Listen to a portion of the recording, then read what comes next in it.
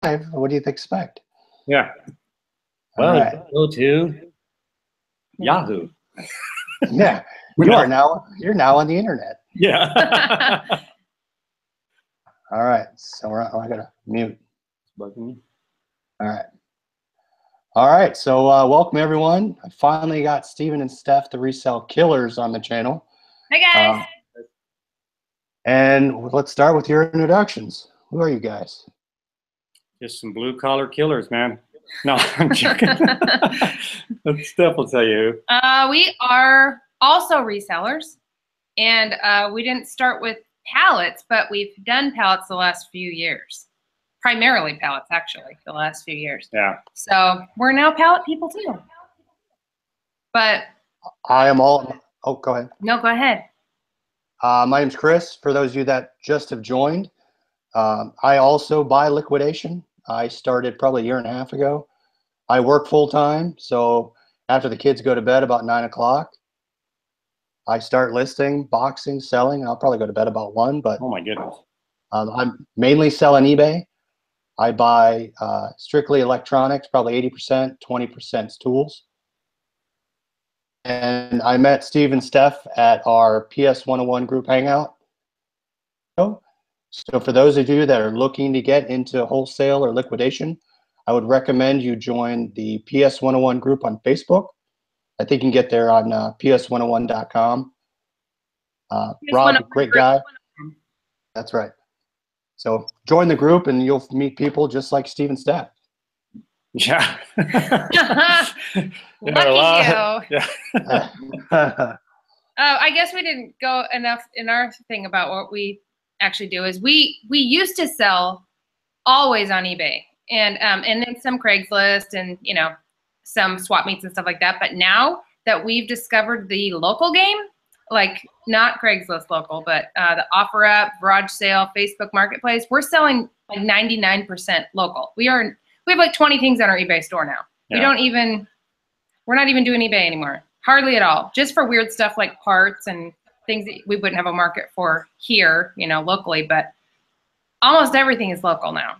Yeah, and we do for our liquidation. It's mainly customer returns. Like that's pretty much all of it. I mean, we do some government liquidation stuff as well, but the bulk of ours is customer returns from a large department store. Starts with an M, A, C, a couple more letters. S. We're not allowed to say the name, but so that's the bulk of ours is customer returns in the housewares, pots, pans, dishes. Dyson's vacuums are thrown into that mix as well, and we consider that our bread and butter. Mm-hmm. Like these type of pallets afford us the opportunity to, we get more time because it's a consistent flow. Like it's a reliable source of income. Mm-hmm. And then we can still do, if we want to go to thrift stores, if we want to, go to auctions, garage sales, whatever else we want to do, we have the means to do that and the time to do that. But doing the pallets, I mean, it's a supplement. If you are, you're real passionate about, thrifting or just, being a flipper in the traditional way, this can help. I mean, the pallets can help.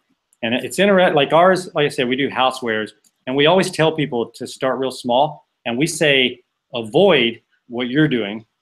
Just no. And the only reason we say that is because I think it's awesome. But if you're new and you're not comfortable with electronics and you're not familiar, because Chris, that you're going to get stuff, your expectations are realistic. And what items can be either parted out, fixed, or whatever.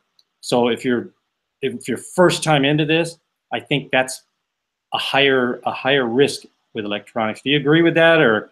Oh yeah, I mean, when I first started out, I was just flying blind. I love electronics, so I kind of knew what to look for, but I just pulled the trigger on a lot, and it happened to be a good lot, and then I kind of learned what seller to buy from, what products to look for, how to fix them, how to use them, or how to sell them.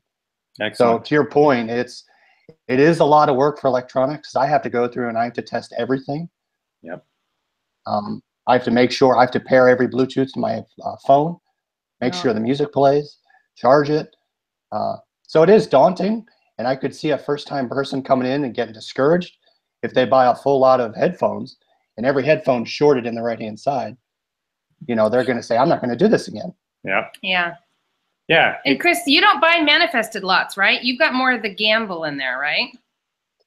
Well, they're all manifested. So mine on liquidation.com, I strictly buy from a seller called Source from Amazon. Okay.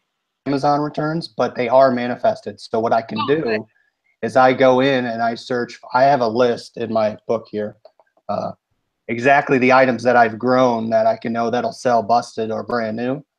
And I start keying those manifest search box in, look through the manifest, make sure it says returns, and I'll save in my watch list, and then I'll buy them from there.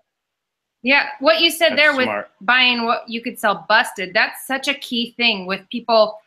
We forget about telling people that when you look at a pallet or you look up a pallet, if you can buy something, or even an auction, if you can look up your items and just think, what could I sell this for parts? Worst case scenario, if they're, all of these are broken, what could I sell them for parts? And if you can look up your parts and you see that they're selling, it's so handy. It's definitely something invaluable if the items are partable, either partable or to sell 4 parts as itself.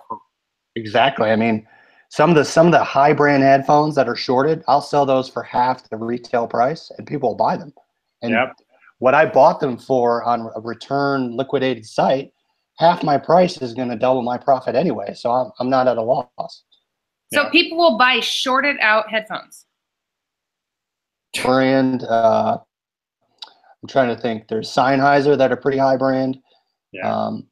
There's other sets that are pretty DJs buy them, or people are looking to buy stuff off eBay and fix stuff. So I'll sell it at such a low price, they can fix it and make a profit on it. Have you attempted ever fixing any headphones?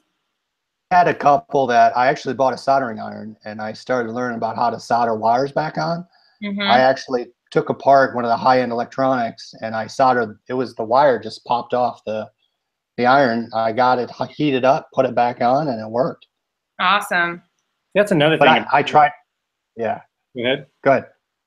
No, about that, like being a reseller, whether it's, doing pallets or whatever, that's a cool thing about it is you learn how to do things that you would have not even ventured into. Yeah. But you're just like, I'm just going to go for it. What's the worst that's going to happen? I can blow this thing up. I'm either going to throw it away anyway, or I can take it apart and see if I can fix it. Yeah. Exactly. What do you guys do for your housewares? If you have electronic items or just give them to Steph, tell her to fix it. I do. I was just taking apart a New Wave air fryer right now, and I was trying to figure out if I could figure out what was wrong with it. And I don't know. I enjoy taking things apart too. It's fun, and a lot of times you can fix it. One time it was a waffle iron or something, and it was just kind of sitting weird, and it wasn't working. And I took it apart just because it looked brand new, and I thought, if I could just see what's in there, maybe I could fix it. There was a tool in there, like somebody's screwdriver had fallen in there, and the screwdriver tip was in there, and it was wedged under something, and I just pulled it out, and it was fixed. It was fine. Yeah. Just weird stuff. We found weird things in some items where somehow in manufacturing something will just fall in, I guess. I don't know. But I don't know. You can fix a lot of stuff. It's surprising what you can fix, and it's simple. You just kind of take it apart and look in there, and it looks like something maybe I could fix, then you try. Yeah. I don't know. There's like with the headphones, selling them, like if they're damaged or whatever, and you can still get a lot of money. I think is it niche or niche or what is the word? Like when people use it. I thought a niche. Whatever that word is, whatever you're buying, like with our cookware, there's things we find. Like recently we did a scan pan. We did a video about this cookware set called Scan Pan, and it's from Denmark. And our cost, I don't know if they priced it wrong, but our cost was really low. And the thing sold for a lot of money, and it sold real quick. And the guy asked me to remove everything in there was new except for the big pot that was in it. So he said, well, take the pot out, and he wanted everything else. So I shipped that, and then that pot, I put the pot on, and it was used, but it wasn't like devastated. Dog going by, and put that on eBay. Got $100 for that, just the pot. And the whole thing, our whole cost on that cookware set, I don't know, I think it was like $25, $35 or something like that. And the set sold for $275, think it was 275. I could be wrong. We sold so many, but that's a weird, like we've never heard of that company. Don't know anything about it, but we just, you know, we got it. You look it up and you find things. And with pallets, a lot of people, especially the first time, I think you focus on the disasters that come out. Like when you first do, because we've talked to several people now that have done their first pallets. We've gotten messages, you know, we've got a message one time with pictures saying, hey, do your guys' pallet look like this? And it was like a half a dozen things that had been used, you know, it looked like crap. And I wrote him back and said, yeah, it does look like that. But that's just the start of your pallet. You know, like they panic right away, like, what the heck, I got ripped off. And then as you go through the pallet, and plus when you're new, you don't understand how much value you're looking at. You know, even when you see a dirty item, you're not aware of the value of it yet. You know, but it is, I think there's, just judging by the feedback we're getting from people and the questions people are asking, there's a big misconception on well, let's put it this way, your expectations on getting a pallet. I can't believe some of it. Yeah, they have really high ones. I think some of it, and they also have a fear of liquidators, which some of it I think is founded, you know, because we talked to people with bad experiences. And so you got the combination of that fear. You've got, I think liquidators I'm not saying all of them. I'm just saying I think that there's a problem with them communicating, you know, like tempering people's expectations with actual, you know, like, hey, these are, I guess, stories like what we're doing. When we show what we're doing and what you show what you're doing, you get a better idea of what you're actually going to be dealing with. Right. But it is you know, people are spending money on this. It's kind of scary. Like it's even with a manifest. And from a liquidator's side, I mean, we're not liquidators, but looking at it from their perspective, it's hard for them to promise what could be on there because they didn't pack it. They bought it like that. Yeah, so they bought it in a large lot and they're getting rid of it. Yeah, so that's a gamble too. So you can't say like we buy ours from Via Trading. We're going to buy from other places too, and we have purchased things from other places, but Via Trading is really close, so the shipping is cheap for us. So we can vouch for the items, the kind of items that we're getting, but we don't know, and they can't vouch for all the other ones either, that whatever you're going to get from Home Depot or from whatever department store, whatever it is, that they're going to be in the same condition that the ones that we are getting are. So that's the tough part too, is we could tell everybody, hey, go to Via Trading, but it may not be, they might be buying something completely different. They might be interested in makeup or shoes or clothes or something. There's all those different things, but they might be expecting, you know, there's different levels of them too. Like you can buy brand new with tags, you can buy shelf pulls, you can buy customer returns. Customer returns are what we buy, but there's always surprises in there where there are new items in there still, new unused, and overstock. You know, there's so many different choices of things to choose from. So just saying how much is a pallet is a hard thing to say, because what is your pallet of? How big is your pallet? How many items are in your pallet? What is the retail value of the pallet? What's liquidated price of the pallet? There's so many things that we get those questions a lot. Where the big question is, how much can you make from it? Yeah, you've got to, what's your profit? Yeah, and you've got to do research. If we tell you this pallet's great, don't freaking go out and buy that pallet until you know that where you're selling that pallet. You do your homework, you look at the manifest, and if they're providing you with a manifest, the manifest has to be reasonably accurate, okay? It's not gonna, maybe there'll be a 10% variance or whatever, but it's gotta be reasonably accurate.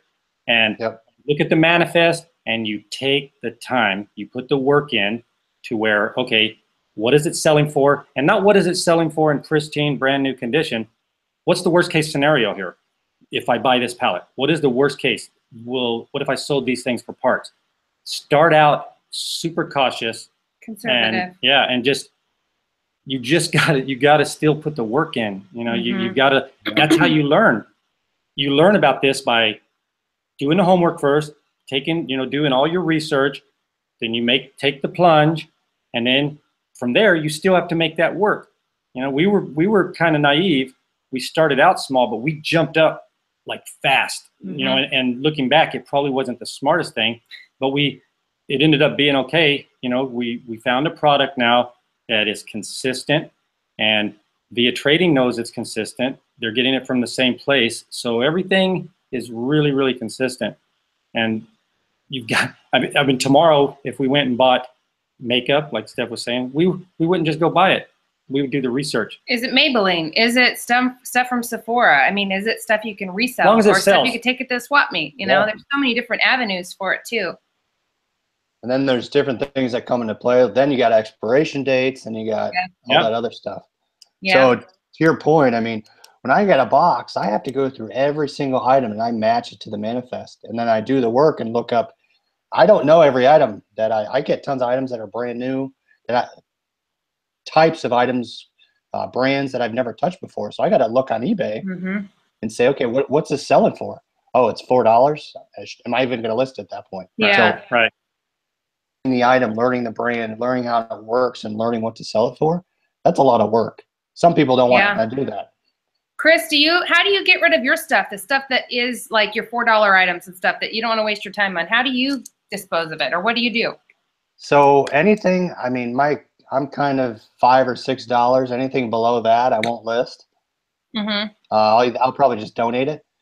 Anything higher than that, I'll put out there. Okay. Say it works and it's good condition, yeah, I'll list it. So okay. What are you doing? Oh, go ahead. No, go ahead. I was just curious about, are you a free shipper or are you a calculated shipper? Well, see, a lot of the electronic items I sell, the people are already doing free shipping. So even if I lowered my price and added a shipping cost in, I feel it's better just to go with what the majority of the market's doing. I do free shipping, but I kind of try and keep it on the low end of what's already listed. So, for example, if I have a pair of headphones that are out there selling for $22 free shipping, I just might do $21.99 or $19.99. Okay. And then be the lowest one out there. But yes, I do free shipping. Okay. Hey, Randall Townsend, he says, after throwing hundreds of dollars away in broken items, I figured out that so many things may just need a new wire or something as simple as a screw loose, like most of us resellers. You got that right, Randall. We've got some screws loose. But that's true too. There's gold in them there hills, and I think it's good to start out by like if we go and you show like we're opening boxes and it's just like, wow, home run. Oh, this is great. Everything's great. It's unrealistic. But it's also unrealistic as well to say we open up a box, it's got the wrong item in it, it's destroyed or whatever. It's not the end of the world. It's just, okay, move it aside and let's go on to the next one. Yeah. That's the fun of the challenge, right? I don't want to say I love it, but I like getting a box as a challenge to make money on. And then I end up doubling. I don't know how I do it, but exactly. It happens to work out. I'm like, oh my gosh, how'd I do that? Yep. You get creative and attitude has a lot to do with it. Just like finding a place to sell it. Because they're like, if our swap meets, it's a different, we approach that differently than we do the local sales. And like Steph said, 90% of our sales right now is local in the last 5 months or whatever it's been. We sold 10 items today. Yeah. Locally. We had to go meet people.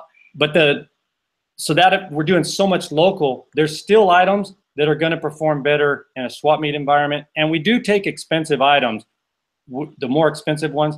We'll stick them on eBay. We put them on the local first, and we'll put them on eBay just for the bigger audience, because there's a point where the amount you're asking on these local apps, it depends. We don't live in Beverly Hills, so there is a point where there's a lot of pain for somebody to pay for it. But we still sell. Like today, we sold 2 Dyson vacuums, and they're not cheap.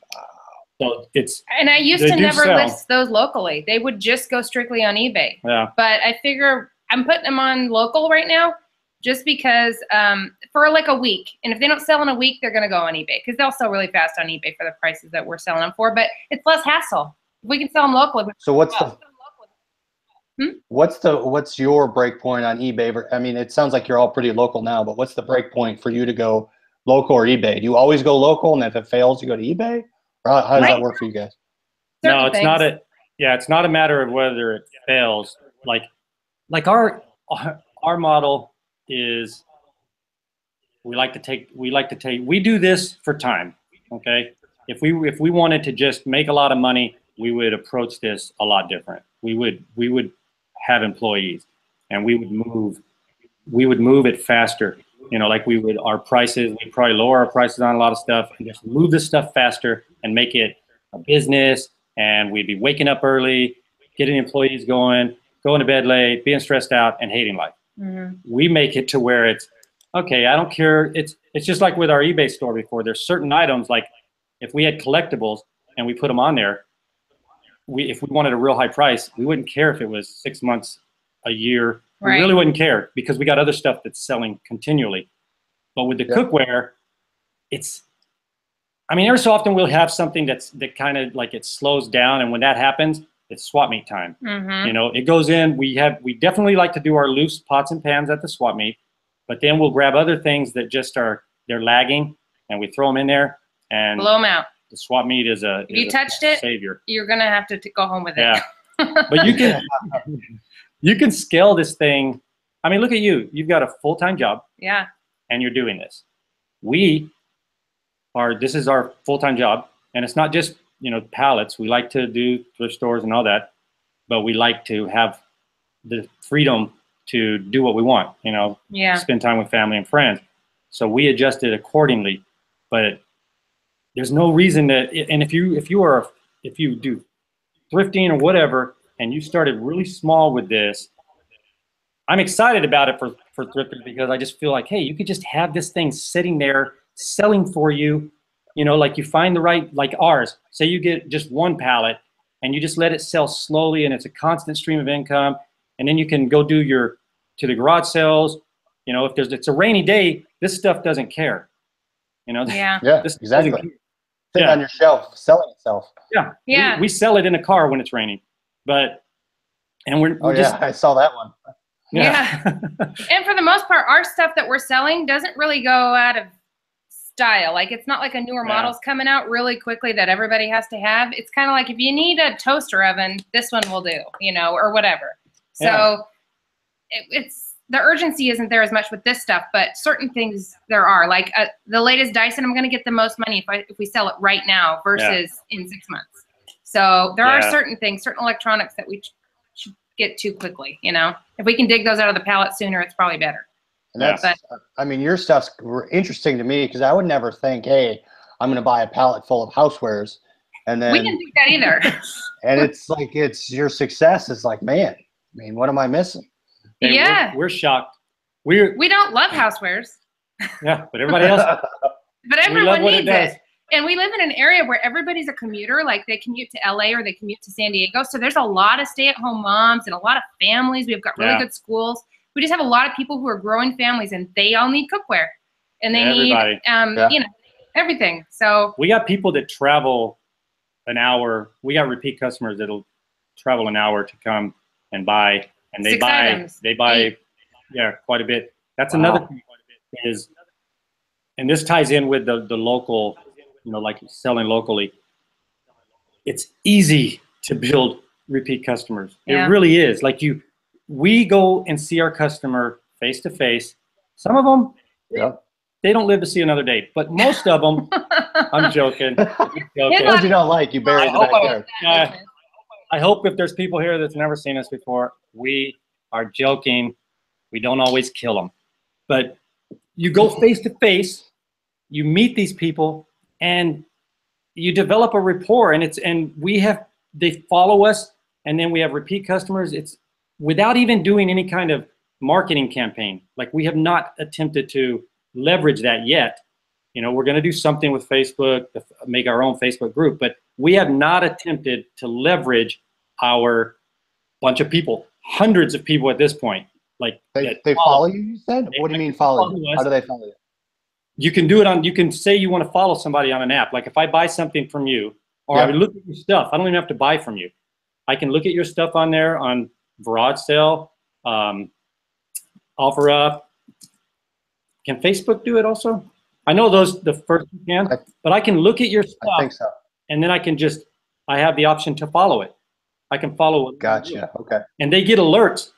There's times I don't know. Okay, I didn't know that. I don't know if they still do, but I know that people told us they had to quit. They had to unfollow us just because it kept dinging so much, we were listing so often. They just said I had to unfollow you. I'm sorry, you guys. I look you up and look at it. Yeah. Because it would ding every time we'd post something. When we list a lot of stuff. I don't think it does it now though on OfferUp. I think it used to. I don't know if it's doing it. Maybe they're. I know they've made some changes, but you still can follow. And that is a group of people that are saying they're interested in what we have. Mm-hmm. So that group of people that's interested in what we have, we could always do a sale. We could contact every one of those and say, hey, this is on sale for, you know, like 24-hour sale or whatever, which we haven't done, but that's MailChimp. There you go. Yeah, that's something that you can do with the local sales. And here's another, I've been doing some research on there because like there's people that don't buy pallets and they do like, say they're into clothing, used clothing. There's people here on our apps who are selling hundreds. Like we have, like say on OfferUp, we're over 100, and that's not even, I guess it's kind of like eBay where your feedback number doesn't represent how much you actually have sold. Yeah. So if you look at how much we've actually sold and the number of people that have taken the time to give us a praise, it's very small. So when we see other people, like there's a lady here that sells used clothing, and she has like 300. That's a lot. Okay, 300 praises is a lot. And there's a guy, he buys tools, and they're Home Depot tools. He buys lots, like pallets, and he's in the 300 range. He's been doing it longer than us. So that local thing, and it can't just be here. You know? I mean, maybe it's slowly growing, you know, but I know it's out there for a lot of people. Well, this is one thing. Keeping it real with the Millers said she keeps trying in her small town, and she's not having any luck. And Janetta said it too. She's in a small town too, and people don't want to cross the bridge, much less cross town.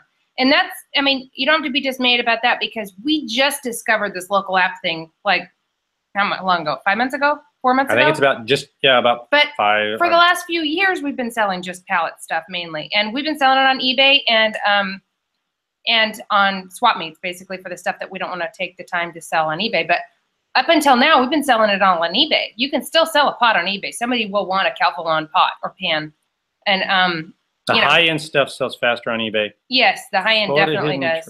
But we, you know, you still can do what we do without having a big town. We just discover these local apps, and we've been shocked by all the activity on them. So right now, that's what we're doing. But say it all died down, we would go back to eBay. So, and we'd still do it. So how many repeat customers do you think you have? What percent you think of your sales? Oh, what percent? We've got, actually a big if you combine the 3 apps, we've got several hundred, probably close to 300. Wow.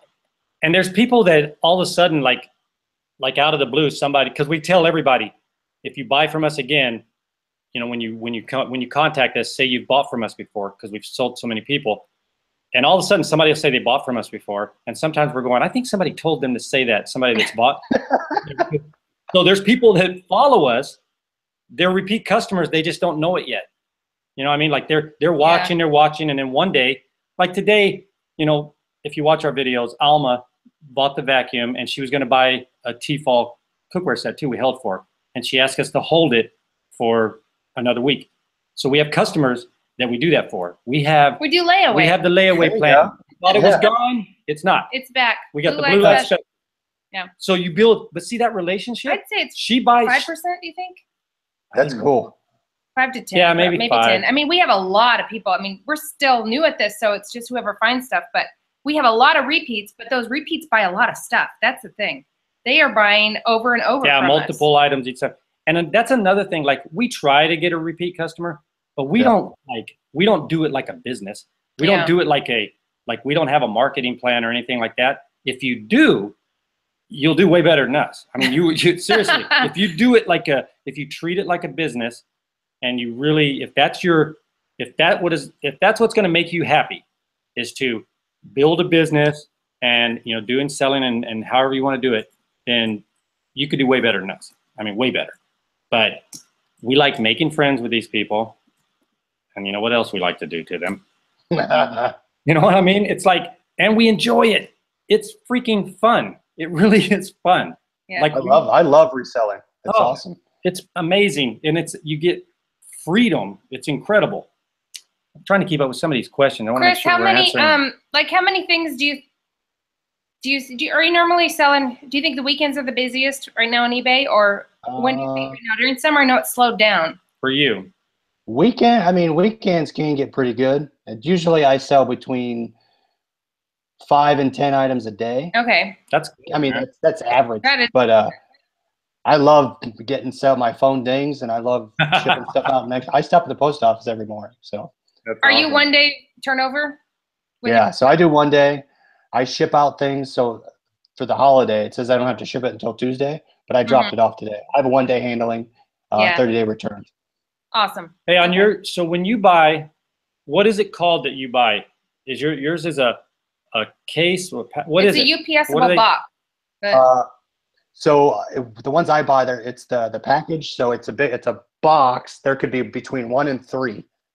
Usually, like if you go on the site, like when you go on your site, are they calling them a pallet though? No, they're it's a box. I have one up right now. Okay. Yeah, because I'm curious, like because we're gonna buy from several liquidators, not like at one time, because we want to do it. For our audience, we want to have too. stuff shipped to us. Yeah. Because some people are dealing with, we haven't had to deal with like we had stuff shipped from San Francisco one time, but we want to have something shipped, and we want to go through the whole process so we have a better understanding of what to expect for people that are getting, you know, like if you're waiting that long and you're getting it shipped far, and that adds to your cost. So make sure, at least for what I've been doing, the big thing on liquidation.com is you got to go down. If you scroll down to the bottom, there's a shipping box type thing. Okay. You click get quote. Back up on the top of the summary, there's a weight on the auction, so it'll say 50 pounds. Okay. I could tell you that's going to be in a box or 2 boxes. But you go down to shipping, get a quote, and it will tell you most of the time it's going to be in a box. If it's going to be a pallet, it'll tell you residential delivery. Here's a $40 surcharge for liftgate service. Right. Based on your shipping costs, you can tell. The minimum shipment is between 40 and 80 bucks, at least for me. Anything higher than that is probably going to be a pallet delivery. The stuff that you buy, where is the point of origin always the same? Mainly the stuff for the source from Amazon, it either comes from Plainfield, Indiana, or it comes from Vegas. So the stuff from Plainfield, Indiana ranges between $40 and $60 just for shipping. And then Vegas is probably 80 to 100, or mostly 80, sometimes 40 if I'm lucky. But yeah, those 2 spots. We're 4 hours from Vegas. Oh, that'd be there you go. Yeah. Drive there. No, I would. That might be your Indiana to me. That might be the $40. Let me ask you this. I can walk you through it sometime. Per item, though. Did you make it? No, it's not a pallet. I know, ship it, though. per shipment. I mean, if, say we bought, if we did several. 10 of them. Yeah, if we did multiples. But I wanted to ask you on that shipping your box, what was I going to say? I just lost my train of thought. I usually get this way, and then I have to go out and find somebody. No, I was going to ask you a question, and now it slipped my mind. So it was about the electronics too. Oh, so did you do a video? Okay, so I know you look for a certain, like the Amazon, seller. I know the seller I'm going to get, and I'm going to look for these items. Did you do a video to where I could watch your video and say, okay, I'm going to find that one and I'm buying it, and I'll look in Vegas so I don't totally encroach on your world. You can look there. We're going to do an electronics one. We're going to do one like you do. But did you do a video showing? I can give you a couple items to look for. You can. I think I have a video somewhere. You can go and search in the box. You can search for Skull Candy headphones. Okay. Those It'll bring up. Well? What's that? Those are still selling well? Oh, those things. And plus, you can get replacements on those, but that's a whole different video. Oh yeah, we won't talk about that.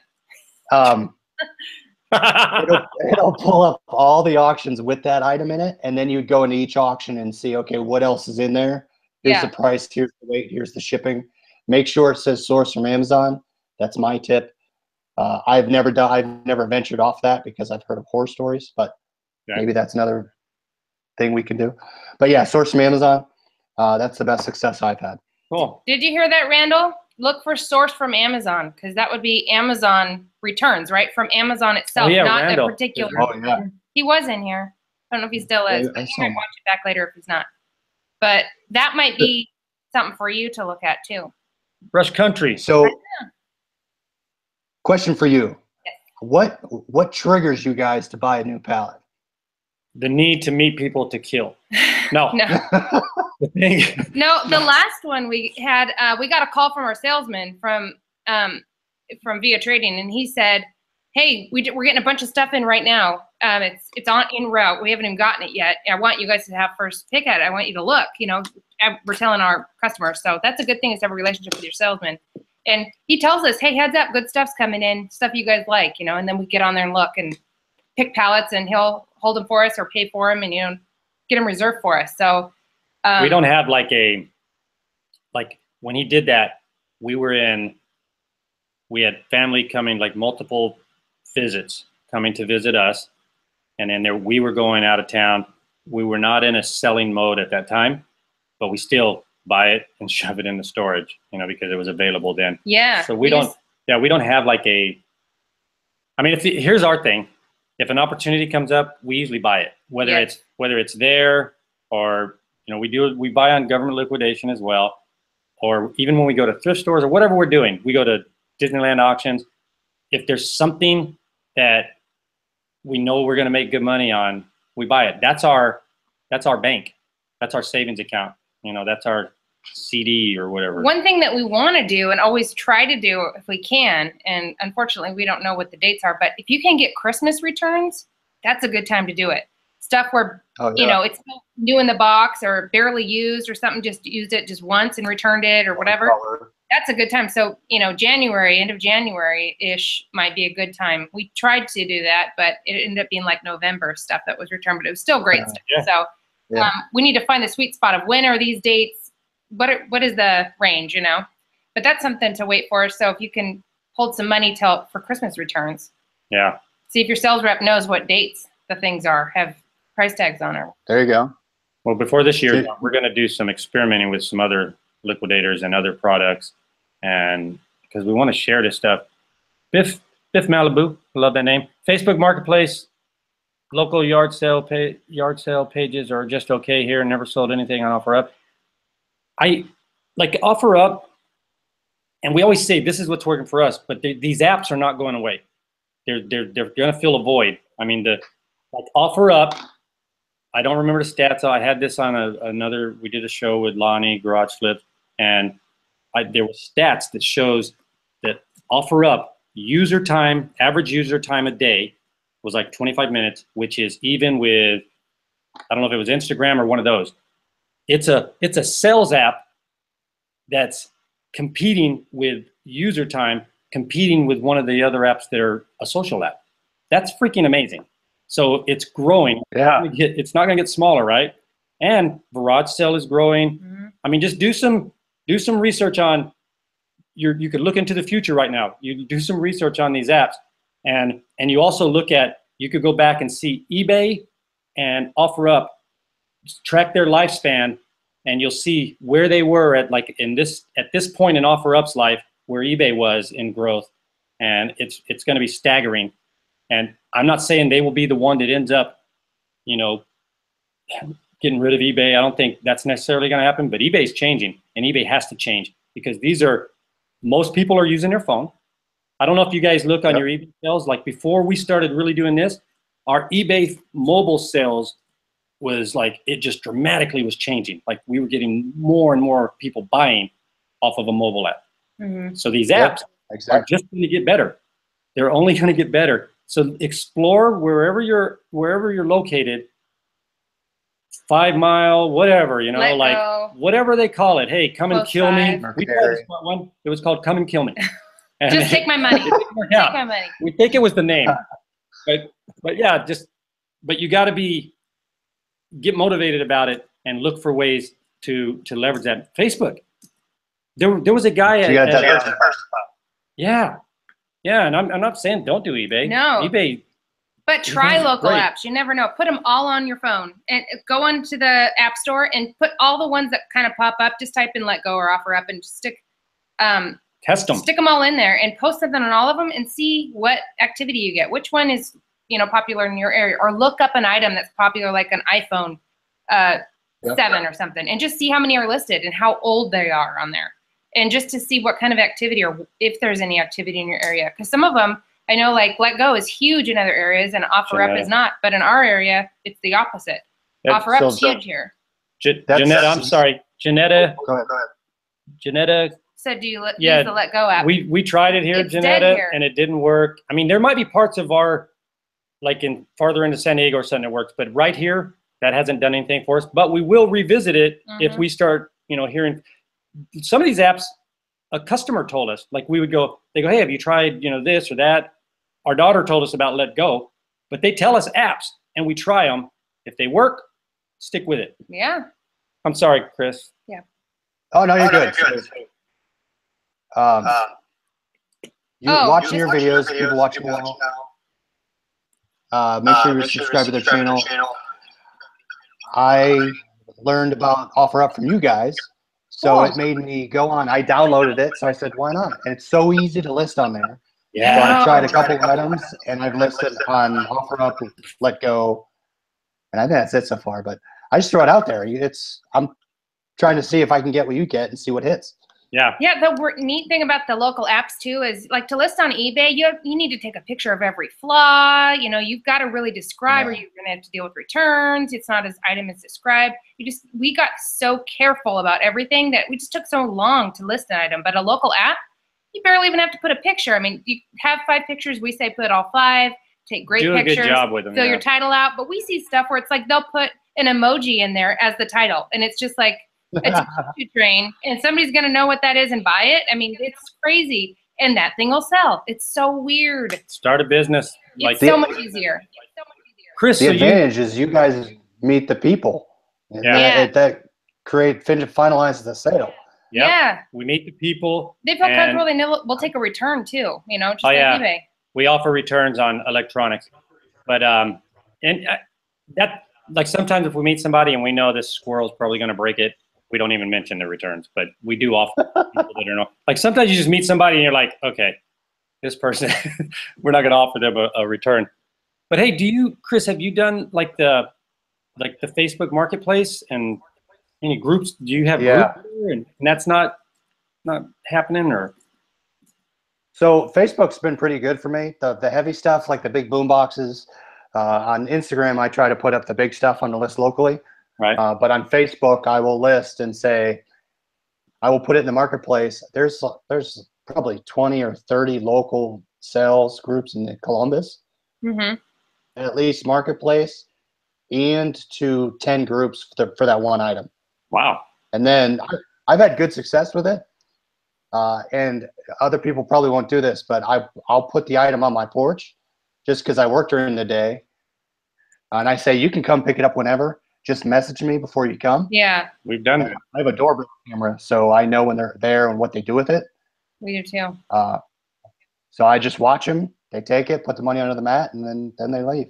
We've never done one at our house, but we've done it lots of times where we've porch pickup at other people's houses, but we've never had anybody do it at ours. We bought something one time as a porch pickup, and we didn't really want it, but once we saw that they would offer porch pickup, we just went, I'm joking. But we did. No, we have done that, and it felt so weird, man. It did. And going and somebody leaving money for you, and we're just like, all right, here's your thing. No, that was a porch drop-off. Yeah, the porch. Yeah, but they left cash. That was a repeat customer. She left us cash under the mat, and we left it on her porch. Didn't she have more cash, or was that Amanda's? I think Amanda went to one time. Oh, yeah. And they had like envelopes saying, this envelope is for you with cash.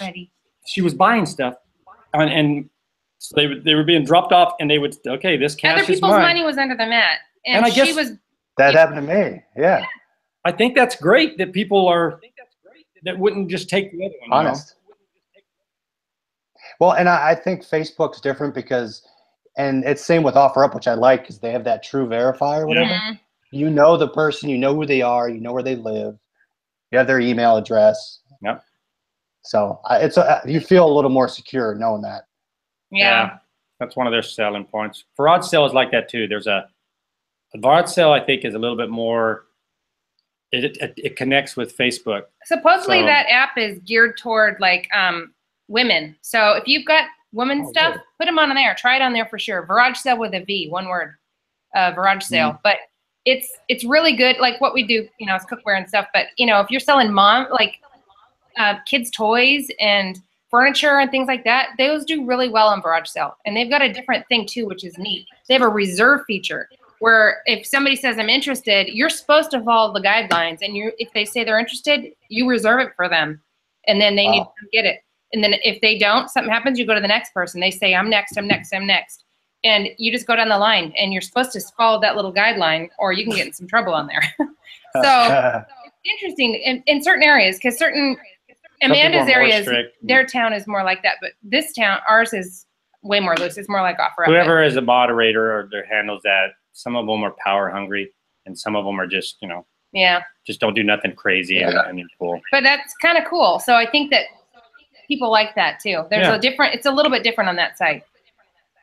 Keeping it real. So when you guys get a lot, do you guys go through and test everything and list it all at once? We bring it in like we just did this recent one. Bring it in, and we have Metro racks. We set it up there. And yeah, if it needs to be powered up, we power it up. And we have like again, we are not a well-oiled machine. We want to have fun, so we make it fun. So like today. Wait, we have a bad echo. Oh, bad echo? Chris. Is it your phone? We had this yesterday or day before, and it was headphones. Is it still echoing? If you unplug your headphones, see if there's an echo. Is that better? Is there an echo? Is it bad, guys? Oh, now we hear it. Are you unplugged, Chris? Echo? I'm unplugged now. Okay, what it ended up being, or at least what Lonnie thought it was they said on Chris when Chris talked your camera or your computer was picking up on how loud an earphone was. Oh. So it was catching it and doing an echo. So I don't. It's good that's now. What it was the other day. They said it's good now. Oh, good. 5-day Flipper said it's good now. Okay, cool. Thanks, 5-day Flipper. So so when we bring it in, the way we approach it is, we just start grabbing stuff, and we open the box. If it's in great condition, we're just taking pictures. But we do test it. You know, yes. If it's and we clean it. Yeah, and clean it if needed, and then take our pictures.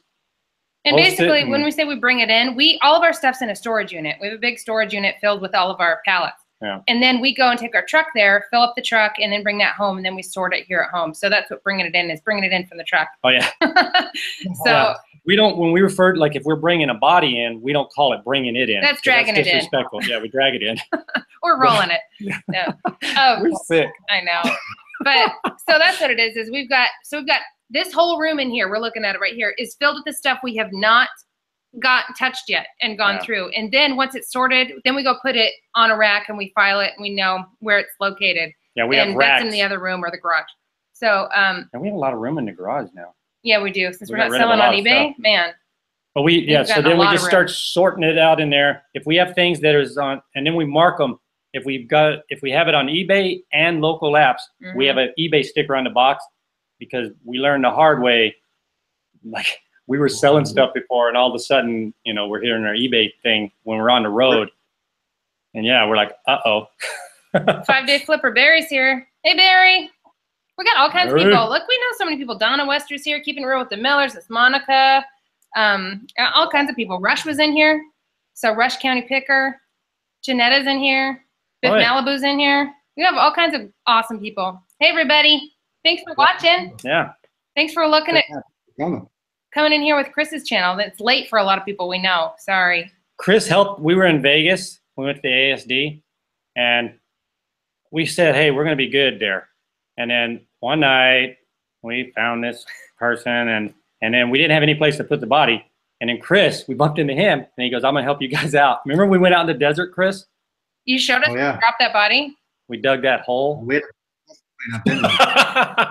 really brought you because we were a little tired. We didn't want to do all the shoveling ourselves, but all the work to carry him out there. Well, we needed a little more DNA as an accomplice in there, just to mix it up. Thanks for helping out there, Chris. Now I figured it out. Yeah, it's funny. But you know what? doing this, it's gotta be, if it's not fun, then you really shouldn't be doing it. But it can be fun. Yes. You know, if your expectations are realistic and you do your research, find the right, and PS 101 group, seriously, you go in there and you can see reviews that people have done. And it's the good, the bad, and the ugly of liquidators. And you will also see reviews that they do where there was an issue and the liquidator took care of it. You know, and because things can happen, you know, like if you're the liquidator, they can make a mistake, or they could have something that's out of their control. And if they're taking care of it in a way that's fair for both you and the liquidator, that goes a long way, you know, because that's somebody you want to have a relationship with and that you can trust. So if you go on that site, ps101group.com, ask questions.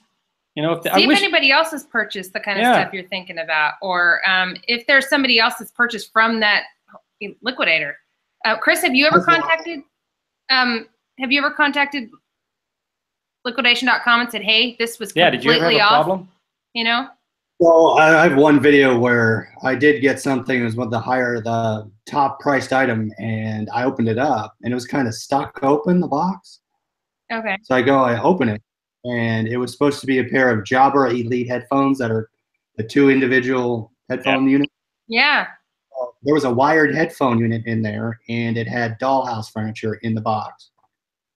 So someone had swapped out the item. And they knew I had a dollhouse and I needed an extra furniture upstairs. So I'm like, what is this? So oh my goodness. Usually I really don't care, but it was one of the higher price items. So I wrote to Megan Beer, who's actually in PS 101 group, and that's where it's good because a lot of the representatives for those liquidators are in the site. Mm-hmm. I wrote to her and I said, hey, this was my issue. She said file dispute on the website. So I went in, sent pictures, sent a little note, and I got a percentage back based on what my dispute was. I've never had an issue. So the group's been great for that, for being able to talk to people, doghouse furniture, and finding it. I would almost think if you say I was the liquidator and you called me, I would think you were a freak. I'd be like, there is no way that there was a dollhouse furniture. Somebody manifested that. This. Is crazy. There is, that's one thing we should on too, is most of our pallets have a little something wrong in them. They're not always perfect. Always. I mean, there's always going to be like an item that didn't get scanned, so it's a bonus, or something like the wrong things in the box, you know, and it's just somebody ripped off the department store when they returned it and they put something else in there, nobody looked in it, or whatever. I never think it's the department store, you know, or whoever it would be trying to rip us off, or the liquidator or anything. There's human error everywhere. So there's always going to be that, but sometimes it's in our favor, which is awesome. Sometimes there's a Dyson on there that nobody scanned and it had no barcode. We didn't have it on our manifest, and we're not saying anything, you know? Yeah. One time we found an Irish immigrant in one of the boxes. An Irish immigrant? Yes. I didn't know he was Irish. Yes. Oh. You didn't see he was dancing but he was. Did you work him to death? No, well, we let him stay here for a while, and then he had to leave. But he was so cool. He'd play a banjo and stuff. So there's bonuses like that. Yeah. The Irish immigrant playing the banjo. We don't drink either. No, that's ridiculous. That's funny. So on that item, I think I got 12% back, which was about $35. Okay, good. I mean, I don't know what you guys do, but what do you guys do with broken items or maybe salvageable items? For me, I'll piecemeal, because I'll get those items again. And what was broken on one might not be broken on the other. Yeah. And I'll piece them together. So I have my own little salvage box that I keep. Oh, we have a salvage wall. Yeah. Oh, salvage wall?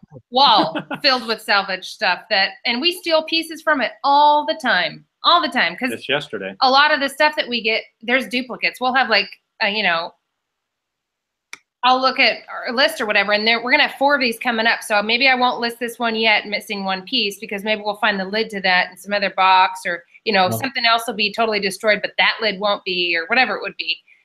So we just throw it over in the huge wall that's just getting gigantic now, and we need to do something about it. But you know, but we use the parts all the time. It's so weird. It's like a foot. A little black foot will be missing off the bottom of something, so it's going to teeter, and you can go steal a foot off something else. You know, it's great. That's a good point, Chris, because that's something you just learn because you didn't just buy one. As you continually buy, you start to see a pattern, and you're like, I better hang on to this. So that's the first time buyers. If they have parts off of different items, they need to, you know, at least save it for a while. And if you buy those things again, it's amazing how much you end up using to complete sets or sell. Like you said, you can sell broken items and some things and still make profit on it. Yep, exactly. So, I mean, that's one of the tips I would say is if you can, save the higher priced items and mismatch them or fix them and put them back together with other things once you order. No, that's a great tip. Exactly. What kind of questions we getting out here? Oh, hi. Oh, 5-Day Flipper has a question for you, Liquidation Ohio. What was that one? Oh, toys. 3 to 4 things worked undamaged. I would do fine, but. Okay, he said, I used to buy from liquidation.com toys as long as the first 3 or 4 things. Oh, and as long as the first 3 or 4 things worked / undamaged, I would do fine. But I would be left with so much undesirable stuff, and I would just store it. Has OfferUp / Facebook groups helped you dump the rest of your items smoothly? So, I mean, that's a good point because a lot of times if I have a lot of the little stuff we talked about, the under the $5 stuff. Like your headphone pile? I'll put it together and I'll throw my iPhone cord pile that I have about 100 cords I can't get rid of. But I have all of them. I mean, you see them here. They're everywhere. If you want to hang some people, I can send them to you. That would work. Hey, those are good handcuffs. No, that's good from coming behind because it's so thin. It's hard for them. Anyway. So I will group them together and I'll sell them as a bulk item. And I could say, hey, you have this whole box for $40. Take it all. That's awesome. Yep. You just got to get creative. Yeah, exactly. Well, I can tell you working ears mixed in. We used to work for a concrete company, and I'd buy all the stuff that, you know, office stuff. 4 Oaks 34, you're sick. I would buy stuff like that all the time, where I would have bought your box of iPhone cases or your, you know, your cables, just because our guys would lose them all the time, and they're just, you need them all the time. So there are people like, you know, what I used to be, that will totally just buy a huge pile of, it comes in handy for random cases, things, just because you're going to need them. So Rush Country, I just parted out a bunch of TiVos tonight. Good job, Rush Country. TiVos, nice. And 4 Oaks 34, we want to hang out with you. Yeah, no, I don't recognize that name, 4 Oaks 34. Look what. I know, you need some ears mixed in, for sure. Over mine for a while. We'll send them over to you. Yeah, awesome. Cool. I don't know. There's so many things. That's the awesome thing. Locally, those kind of things are probably harder to get rid of, but eBay is amazing for parts. Just stockpiling a big pile of weird random things. People will buy stuff that you can't get rid of. So it's so nice to still have eBay around. So we use them all the time for weird things. Like we part things out a lot. Because it's amazing, like with cookware and stuff, it's amazing how much just somebody will need just that little lid because the dishwasher ate it or their dog ran over it or whatever, you know, ran away with it. There's just so many little things that people need, and might as well throw it on there and just see if somebody's gonna bite, and they do. It's weird what they'll buy. It's even broke. Go ahead, Chris. I've sold $80 items that were broken for $80. People buy them. Like, what do you? Oh my goodness. It's crazy. We've sold some broken cast iron pans. Like broken cast iron pans, remember those? Yeah. Sold them, took them to the swap meet, and it was just like they couldn't sell fast enough. Yeah. I mean, really? They had broken handles, like jagged edges that were dangerous. Yeah, there was like points on it and stuff. We're like, well, let's just set it down there and see what happens. Nobody cared. It's weird. And Steph would go out of her way to say, you know, that's broke, right? And they're like, okay. Hey, they needed to know. Maybe they know something we don't. Yeah, parts are gold. I've parted out new items because it's worth more than parts. We've done that too. Yep. Like that's Rush Country. Yeah, we did a video on it just a little while ago where a Dyson had a cracked, you know, whatever it was. I don't know. Turbine. Yeah. Cyclone part, but and all the parts ended up being, you know, $300 or whatever. And I salvaged our whole cost and doubled it, you know, by parting it out. So But I didn't part it out because I've got 4 more of that Dyson coming up somewhere in our pallet, so I might need to part from it. So I'm holding on to it. It's in the pile. So, Chris, is there another, like, if you were going to do a different product, Okay. What would you try? Like we're going to do an electronics one, but what would you try? Because yours is interesting. You're not going to go and buy 7 pallets. You know, you got a full-time job. yeah. So is there anything you've been thinking about? Hey, I want to try, I don't know, toys, or I know you do tools as well. Before you answer that question, how do you do with the tools? Yeah. Wait, tools I can't hold on to. And you're not selling those locally? The heavy stuff, like the impact wrenches, the hammers, the nails, that stuff that's real heavy to ship, that stuff locally doesn't last. Like screw guns. I mean, those things are crazy, as long as they work. Right. But the Nest thermostats, the Ring Wi-Fi doorbells. So you consider those tools? What's that? You consider those tools? Lots, yeah. Okay. Oh, wow. That's cool. We buy those off Shop Goodwill sometimes and flip them if we can get a good deal. You can't hold on to those things. I mean, they're like crazy. I've had one that never powered on, and I sold it for like $90. Awesome. I don't know what they're doing with it, but I was like, all right, take it. Oh, that's a tip for everybody, by the way. If you guys don't know about shopgoodwill.com and you're not near anywhere that you could go get some pallets, or if it's just not a good area in your area, try shopping on Shop Goodwill and flip your stuff on eBay. There's some good stuff. Got junk in our trunk said, even cracked cast iron can be used to cook cornbread or something self-filling and not too liquid. And you could also hit somebody over the head with it. She didn't say that part. She didn't say the last part. I added that in. So anyway, what would you do? What other, like if you were just going to experiment, you know, toys or clothing or whatever, what would you try? See, I've been looking at toys, but I know those could be hit or miss, like real hit or miss. When you say toys, you mean modern toys? Modern toys? Yeah, like liquidation stuff. Like Imaginext, the stuff you see on a Target shelf, maybe. Okay. Like a toy shelf. Nerf guns. That I would touch, maybe housewares. But I've heard, I mean, I'm nervous about the glass and housewares. Yeah. That's the only thing I'm nervous about. The crock pots, that stuff breaking, but Barry's asking Barry's asking, where do you sell those tools locally? Swap meet, offer up, Facebook groups. Chris, I'm guessing. Facebook groups for tools. Those, Facebook groups, they'll go in heartbeat. I'll have the stuff I won't sell at Facebook. I'll have garage sales, and people at 8 o'clock buy all the tools up. Yes, they're the first thing to go at our garage sales too. If people come in and just do a drive-by and go, "You got any tools?" You know, and they don't even get out of the car; they just want to know. So then, if I set up too close to my garage, they say, "Is that for sale? Is that for sale?" I said, "No, it's not on the table." That's mine. Barry's a hilarious guy, by the way. 5-day flipper. Yes, he makes me laugh. We got a lot of stuff in the chat here. Okay, let's see. What's your local Shop Goodwill, Steph? We do. Our local. We don't have a local. We just drive. When we used to do it regular, we would do the one that started the whole Shop Goodwill is Santa Ana, and we used to go there. We did a weekly pickup there. We would buy stuff all week online, and we go do the weekly pickup. We also hit San Diego and Ontario, so it was like a triangle, and we'd fill the van up. I mean, we did really, really well. We did doing that because you can do it sitting at home, listening to the guy scream as you hit him over the head, and you can just start scrolling through and finding some good deals. I just like to slip them in like that. Nice and subtle.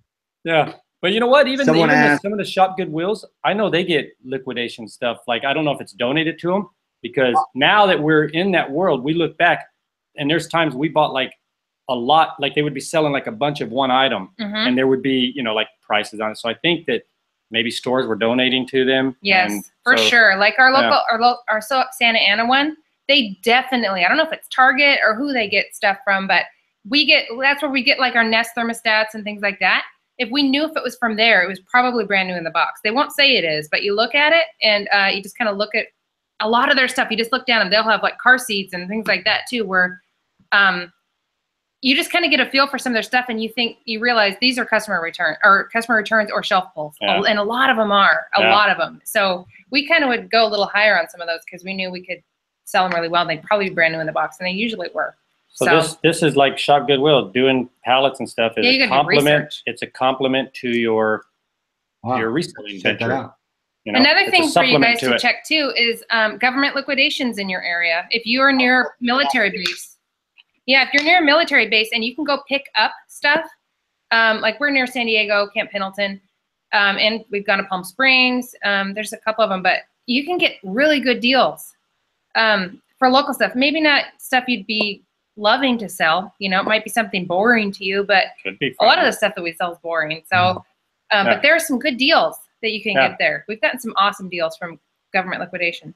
Liquidated stuff, liquidated products. It's a complement to whatever you're selling. Yeah. You know, it's just another source. And look at local auctions too. What's that, Chris? And it's bulk too. You're not buying onesie twosie. You're buying a full box. That'll keep you busy. Exactly.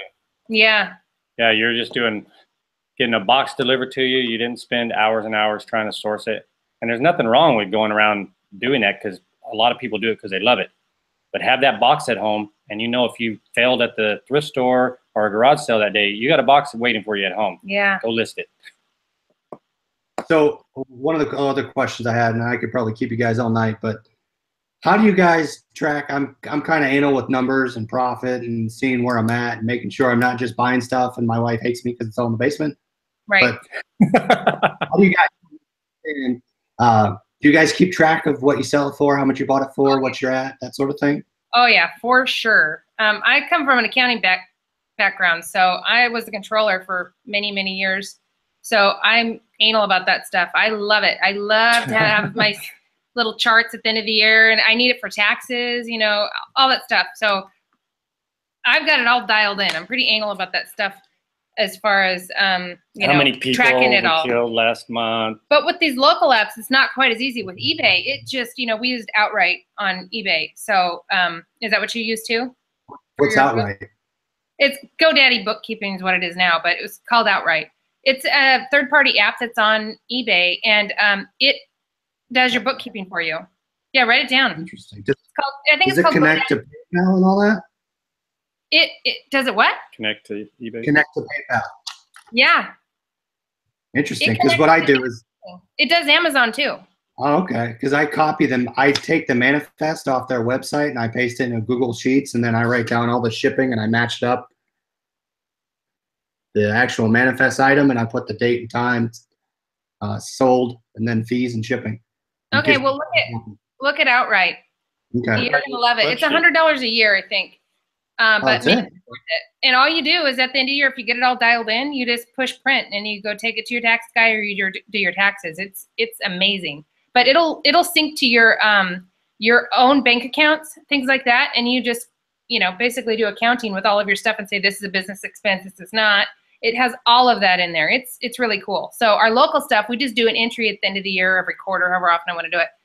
And I manually type in how much we sold at at swap meets and how much was, you know, should be every month is what I should do, but I'm lazy. So I only do taxes at the end of the year. So I'm kind of just doing a big lump one at the end of the year for those things, but we do keep track of it in Excel.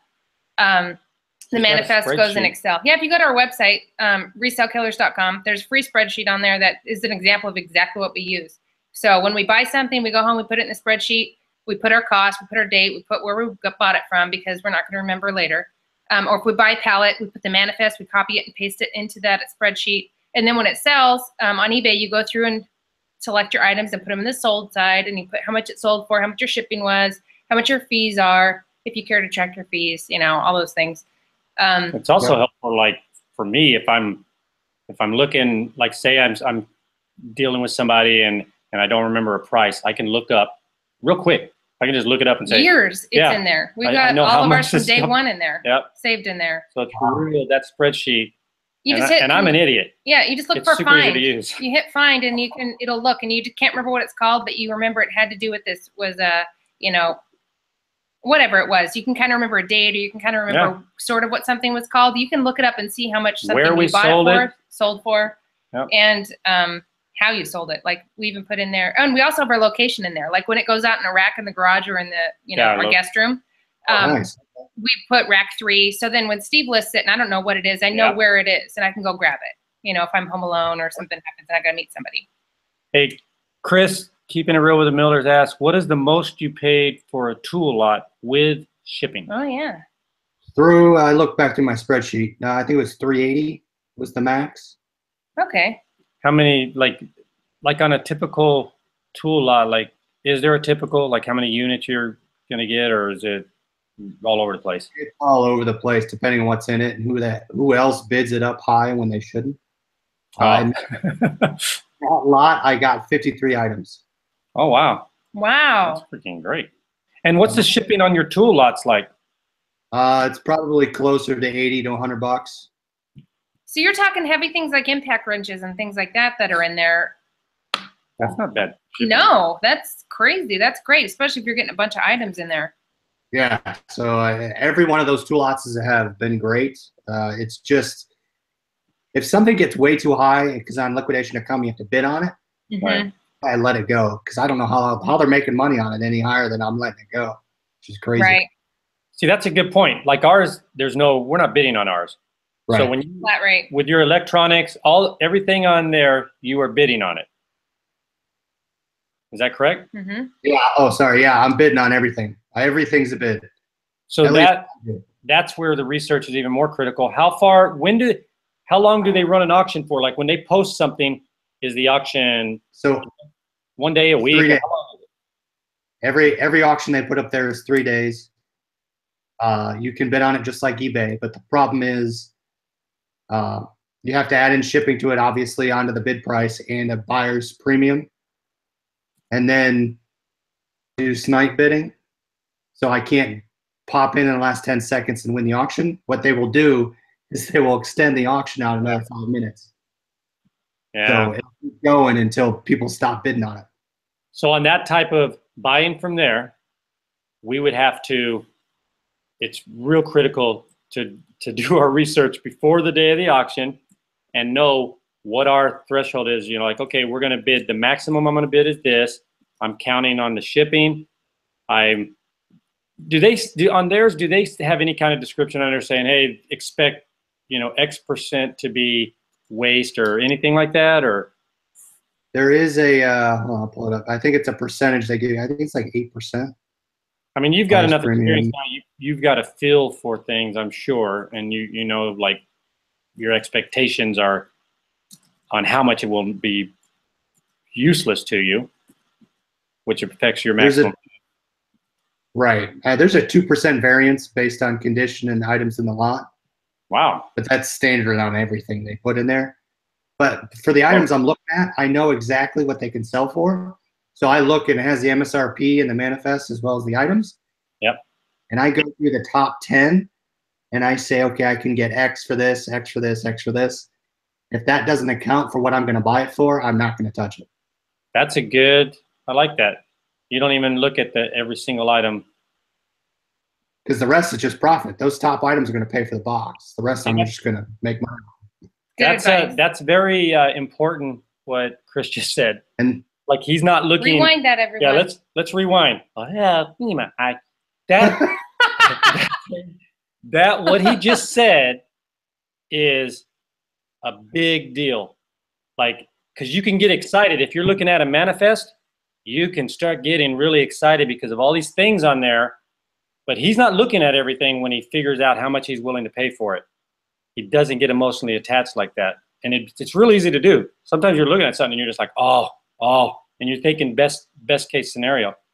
Seriously, that's a great way to do that, especially on an auction. Oh yeah, because you can get sucked in real fast. I saw one this morning that was awesome. It had everything I wanted in it. And then it went up to $650, and I said, no way. What was your price? What would you have been? So I was going to go up to $450, but then it got crazy. Someone lost their home. We see that at live auctions and ones that we're real familiar with the stuff, like we did the Disneyland auction. And it does, like, just the bidding can get going, and then it can you're just like, what are they doing? Like, it's clear there. You're actually looking at this stuff. Like, we know you're going up and touching it, you know everything about it, and then you're watching the bidding, and they're bidding more than even if you were buying it to own it. Like, it gets emotional, you know, like they just get sucked in. So when you buy your stuff from Via Trading and he calls you up and says, hey, I have an X price, you're going to get, does he tell you manifest? How do you know that that's going to be a good buy? They have a load center and on their website, and you just go in there and you shop is all it is. You go in there and you look at the manifest, and it's got even a web address of what the picture of the item is that you're buying. You can actually look it up. It's got the UPC. You can look it up and see how much it's selling for on Amazon right now. Or so looking at it, you look and you say, hey, this one looks great. Yeah. What do you say? You look at everything and say, yeah, I'll make. No. I think I'll make X amount, or no. This one's bad. What? In the beginning, we did that, but now the stuff we get, it's all the same. Like, it's just. We're really familiar with our items over and over and over because we just have so many. So we know what things are good sellers, and we'll sort it by usually. I mean, you guys should do it. You guys should look at all of it. Yes. Ours, we know we haven't had any surprises in, you know, what we're expecting. Other than a brand we've never heard of before, all of a sudden there's something new. But if you we'll sort it by cost per item, you know, like our cost per item. And so we look at the heavy stuff first, the most expensive, what's your load heaviest in, and see, you know, are these items ones that I'm going to make money on, or could I lose money on? Like, if there's 27 coffee makers in there, maybe there's something wrong with those coffee makers. Why did somebody return all of those? 100 tortilla stay warmers. Away from those. Yeah, you got to pay attention to the number. Like, they'll have you'll be going down the list, and all of a sudden there'll be like I said, tortilla warmers, 100. Yes. And you're like, wait a second, that's like 50% of my load. I don't want those. Yeah, I don't want this one. Yeah, so we sort by the quantity, and then look for red flags for that, and then look them up. Sometimes it's a good thing to have them on there. I wouldn't have a problem if it was 92 Dysons. I would, you know, we'd love it. That'd be great. But if it was 92 espresso machines, little espresso machines or something like that, we would just say, nah, we'll leave that for somebody else. Maybe there's nothing wrong with them. They're perfectly fine, and they may be a shelf pull. We'll tell you right now, even if they're good, don't buy that many at once. No, just don't get a pallet of one thing. Just don't. Yeah, because you want variety, I think, in something like that. For what we're doing, for sure. Yeah. If they're brand new in the box and you're buying a pallet of brand new items, then it's different. You know, just look to see if you can be competitive. But for stuff that could be used, or shelf pulls or returns, which ours all are, then it's too dangerous, too risky. I'd rather have, you know, we'd rather have more eggs in a basket. Just different things. We don't want to have as much craziness. But their site is real user friendly. You got to sign up there, and then you can you go to the load thing, and you can sort it by, you know, type what you want. There's also, not everything is coming from their location here in Southern California. You could look, and they'll have like a different state, which could help with shipping. But go through there, look for manifest. I know they have some I haven't seen too much salvage. You know, like that's a whole different world. You know what I mean? That's a different world. Yeah. We haven't gone to that. Yeah, I think that's a little too much for this discussion, but the But the customer, you know, like you'll see shelf pulls. You could sort it by, you know, just shelf pulls, overstock. You know, we're doing customer returns that include shelf pulls. But you can go through there and you can start narrowing it down to what you like. You don't just have to buy pallets too. There's a section where they'll sell like a case. Sometimes they have they call it opportunistic loads, they liquidate maybe an online business or something like that. It's good to go in there and just start exploring the site, get a feel for it. And before you make a purchase, you know, do your homework and everything. Feel free to reach out to us if you got any questions that we can help you with. Yeah. And but man, it's good to give it a shot. So we might have to do a dual unboxing then. I'll do Via Trading and you do liquidation. Let's do it. There you go. Yeah. Yeah. Would you get like a whole? Yeah. Randall asked us, do you ever get tired of selling the same thing? I understand that some things are bread and butter, but sometimes it does get boring, and I switch to something else for a bit. Oh, yeah. Totally, Randall. We completely understand that. That's why, like right now, we're spinning things up again.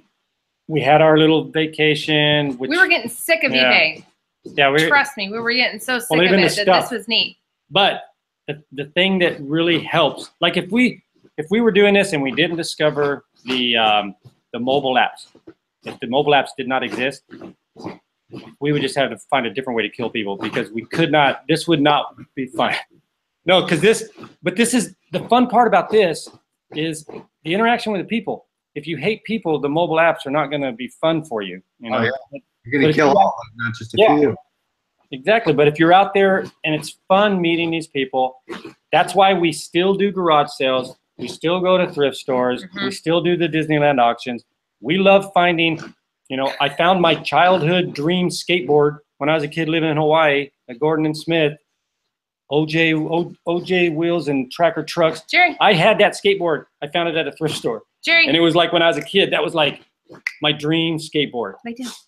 And we ended up selling that to Vans, and it went to a museum in Korea. True story. So that stuff's exciting and fun. You know, that's neat, that treasure hunt. This is not boring at all, because the way we do it. And for what Chris is doing, for me personally, that sounds more exciting. Like, that does sound fun to me, like getting in there and getting, I love tools, you know, the electronic stuff. Steph loves all that. I mean, so there's a variety of things you could do, and we can do other stuff. We can do clothes, shoes, tools, toys in the liquidation world. The options are with liquidation. Exactly. Do anything. It's great, man. I mean, it really is another way to help increase your freedom. That's what we're all about. Maintaining freedom, getting more of it. Exactly. Any question? They only do pallets, right? Okay, that's somebody else. Do you have do you need to have a business license to buy from Via Trading? No, we have a reseller license. Reseller license if you don't want to pay taxes, sales tax, which is a lot. Yeah, we do have a reseller license. But business license, I don't know if how they that made works us have out, one. I mean, we have one, but I don't know how that works for you. You buying from another state. I know in California, yeah, we have to pay sales tax. That's for a reseller license. Yeah. I was talking about business, just a business license. No, anybody could go down there and buy. Like anybody. They were on the news one time, and they had like, because they do a thing there which we haven't done this yet. It's like a 300 pallet, and I don't know if it's once a month or twice a month, but they do a 300 pallet day. It starts at $0, and they just blow it out. And if you go on the site, you'll see they had video of it and stuff. Is that in person that happens? Yeah, you have to go down. You register in advance, and then you go down there on. It's a weird day of the week. They do a couple events like that. They do something during the week, and then they do like once a weekend. I'm sure I'm not being totally accurate, but if you look on the site, you'll see it. And we've always said, hey, let's go do the 300 pallet thing. We just never have done it, but it's live. What? For the 300 pallet? Buy some pallets. The 300 pallet day. It'll be fun. Yeah, it's like there's a big crowd there, and I think they even have like some snacks and whatnot. And some snacks. Come down for the snacks, Chris. They got their little. You got your number, and Steve everybody's going they crazy. Had snacks. Yeah. Snacks. Tell them that I said they'll have snacks there. Yeah, but that'd be fun. Yeah, we do want to do that, and it just seems like we're always. We're busy. Man, we're busy. We like doing other stuff too. We do. And we have a whole storage unit filled with stuff to do. Yeah. We've got to get to our stuff too. That's the tough part. Yep. Is I mean, it's not going anywhere, but you know, we have to work to make money, so we've got to get going on stuff all the time. Miami, no tax if buying out of state. Miami reseller. Thank you, sir. Yes. Experience. So. Any other questions? Liquidation, Ohio. Buy a pallet and then sell me some lots. LOL. Keeping it.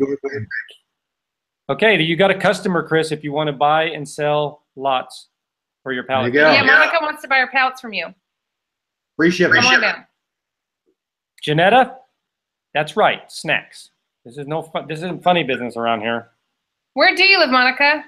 I know it, but I can't remember right now. You know you have a reselling addiction when you have a small fridge under your desk for Red Bulls. That's Randall Townsend. Who are you? Randall. I did not just tell that. That's awesome. I love that.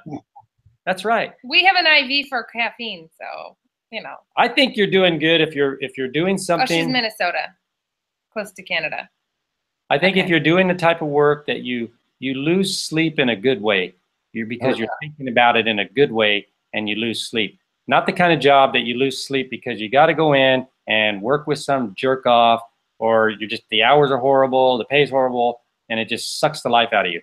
If you're losing sleep because you're excited about, man, trying to think of a way to improve your sales or source and all that, if you're doing that, that's healthy. You know, that's a healthy way to live, and you're gonna be happier. And this, and pallets, liquidation stuff, it just helps take some of the edge off of, you know, like, you got that constant income. Rush County says he's not a fan of sleep. Rush County is a zombie. I like to sleep. He doesn't sleep. That's funny. Had one of those jobs, no good. Yeah, we've all had. That's right. That's right, Janetta. Yeah. Chris, you did your job. You would do this full time too, but you don't hate yours, right? I don't hate my job, but if I can scale up to a level where I can switch it around, who knows? Yeah, man. See, and that's another beautiful thing about it. You can have a job. You can be, if you're a single mom, or if you're just a family trying to make ends meet, or you just want to supplement to go on a vacation, or whatever. If you do your homework with this stuff and you get into it, that's another thing it can do for you. It's a way to earn money on your terms. You know, like tomorrow we can decide not to list anything. I don't think we will anyway, because the day was freaking brutal and it was hot. We've been busy. It was hot. Today was busy. But anyways, you know what I mean? Like, and you gotta, you don't just, tomorrow it doesn't just happen, but you start paying your dues now. Like Chris is making sacrifices doing this with a full-time job. But you get yourself in a position to where you call the shots, and it's a beautiful thing. We don't. Oh yeah, I love it. Where some nights I might not want to list. I might want to list 3 things and do something else. Yep. Yeah. But again, doing the work, and it's all what you make of it. That's right. It is funny too, because like when you I agree, Rush County picker. When you're on actually local apps and eBay, there's still, even when you decide, okay, I'm not going to work tomorrow, you still get questions that you have to answer. You have to ship something out if it ships or if it sells. You still get a sale that you should, you know what, let's just get out of bed and let's go sell this thing because we got to get rid of it or whatever. You know, there's always something where it is different. Like we don't have normal hours either. We can't just shut it off at 5 p.m. Yeah. There's always stuff. So I'm laughing at the lively chat. Janetta said, at Rush, I'm old. I like my sleep. We are too. We need our sleep. Keep it real with the Millers. Preach it, Steve. Thanks for the shout out to single moms. I honestly think about single moms a lot. I mean, my mom wasn't a single mom, but I know people in that situation. Your mom kind of was. Your dad was in the military. Yeah, my dad was in the military. Gone. My mom did carry a heavy load, and I love my mom. Yeah. But it's just, you know, like, I want more people to know about it. I want more people to know so that it can help people if they're willing to put the work in, even if you have a job right now and you need to get out of a bind, or you have aspirations to start your own business and you're doing this just as a way to make more money. Because if you're doing this to make money and save money to do something else, you've got the hours. You're not going to get somebody calling you and asking you to come to work tomorrow, fill in for somebody, or why are you late? Yeah. You know, you'll be able to say, hey, if you really want something bad enough, i.e. Start a business, I'm going to use this as a tool to get the money to start that business. And that's when you start losing sleep in a good way, because you're working towards something that's for you and your family. And then you start meeting people that are so naive. You just chop them up and nobody even knows. They're like, no. I'm sorry, I got offline there. Yeah, I was like, I think we're in trouble. I want everybody to, we've been in that position where we worked in a job that we knew we shouldn't be doing, and we did it longer than we should have done.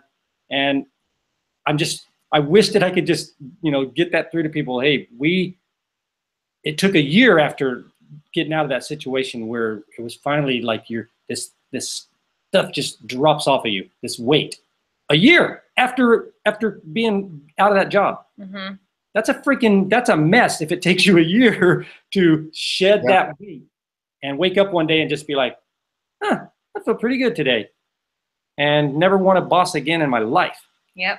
And I was a boss most of the time. Yeah. It wasn't good. It's stressful. Steve developed a nervous tick. Like he started clicking in the back of his mouth and throat. He would click. Wow. He was so stressed out. It was so bad. I still do that after, you know. He still has insomnia. He still deals with it. But yeah, I'm not. No, he's got PTSD from work. oh my goodness, I got a metal plate in my head. But no, but seriously, there's, we just want people to enjoy. We say enjoy your life, and we truly, truly mean that. Yes. And there's ways to go about that, and we want to help as much as we can by showing it. Yeah. That's the help, right? Yeah. Right. I want to take that learning curve out and be able to say liquidation is not as scary as it seems. Yep. This is take the learning curve out of it, let everyone understand what it is and how to make money. Yep. And don't take a year to learn it. Exactly. Yeah. Right? The whole thing. These are the avenues to buy. These are the avenues to sell. Sorry, go ahead. No, I was you're going right, to say Chris. the whole thing with the liquidation is just like anything else. You have to do research. You can't just assume it's easy. It's not easy. You need to take the time and look things up and research it and find something you're comfortable with and you like, or something that you can trust. But you need to get in a group, PS 101 group, something like that, and just ask people for help, or just do your research, do some homework, get a sales rep, talk to them. I can't, emphasize that enough. If you can find somebody to talk to at a company where they actually are there and their job is to try to sell you stuff, but not, they want a repeat customer. So call and talk to somebody there and just see if you can get a hold of somebody. And there's someone there. There's sales reps at all of these companies. We know there are. So, talk to people and ask questions and see what they recommend. What day is the good day that the stuff gets put out? That kind of stuff, or when's a good load coming up? They know insider stuff that we don't know. And like when we were at ASD, remember, Chris, those two girls from Bulk were there, and you had said you couldn't find good stuff, and they're like, well, what days are you looking? And you're like, I don't know. They've got certain days that the people that know, they know what day the good stuff comes out. We didn't know. Yeah. You're just looking on Thursdays and it comes out Fridays or whatever. Communicating. Yeah, just find that kind of stuff out because the good stuff is probably already gone. If that stuff's been on the shelf or in their storage warehouse and it's been there for 6 months, that's probably not good stuff. It's stuff that people that know what they're looking for have passed over. Yep. So find out how old the stock is. That's Rush Country. Rush Country said, I used to dread mornings and going to work. Now I can't wait to get up and get to work. Yeah, get up, get to work, do the twerk. And Biff Malibu said, glad someone can comprehend the struggle. Damn right. Mm-hmm. Randall Townsend, me and my wife took a vacation about a month ago. Went to Orange Beach, Alabama. Nice. Is it an addiction when you're floating on the boogie board wondering where the closest Goodwill is?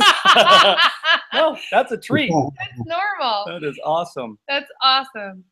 That's really funny. Hey, this is a fun little chat room. Oh, little Jerry Thanks for- Seinfeld. You probably heard him. That's our dog. Yeah. Anybody that doesn't know. He was digging his bed over here. That's what that loud commotion was. And I was trying to get him to lay down. Really? Oh, man. Yeah, it's way past bedtime. And he will dig and try to make a little nest and spin around and try to get it comfortable. That's what all that was. He's asleep now in bed. I like in your videos in the car, I see him right in the middle. He's always sleeping right there. Yeah. He's an old guy. He's getting old. He goes to sleep immediately when we get in the car pretty much. So, Well, we really appreciate you having us on your channel, Chris. I wish it would have happened sooner, but, we should do it more. that little trial thing going on. I got to come to your channel and bring some of my people to you. Yeah. Do it. That'd be awesome. That'll be fun because it's good to share these, like you said, we're going to share these experiences, the bad parts, the good parts, and try to shorten the learning curve for people. Yeah. And make it easier for the ones that want to get into this. But the main thing, you guys, if you're thinking about pallets or liquidation, join that group. We're not an affiliate in any way. We have just found it useful. PS101group.com or on Facebook, it's Product Sourcing 101. But it's so helpful on there. You don't have to buy anything. You just go on there and you can just read things and ask questions and stuff. It's really, really helpful. People that are in the chat have been saying that they've joined and stuff because we've talked about it. And they've found it really beneficial. So it's not as scary. Before this ends, does anybody have any questions about disposing of a body with acid? We're your people for that. Okay, because Is that on your website? Can I get that on your website? yes. Yeah. No, we don't put that in writing. We got to do this again, Oh, man. good. Janetta joined a few weeks ago. That's awesome. Yes, Thank definitely. I appreciate it. And thanks again, guys, for coming on. I could talk to you guys all night, but Cool, man. That was Thanks, fun Chris. at ASD. We had fun do meeting work. you, and this is great. again, guys, and we'll talk soon. All right, All right. everybody, enjoy your life. Enjoy your life. Bye-bye. Thumbs up.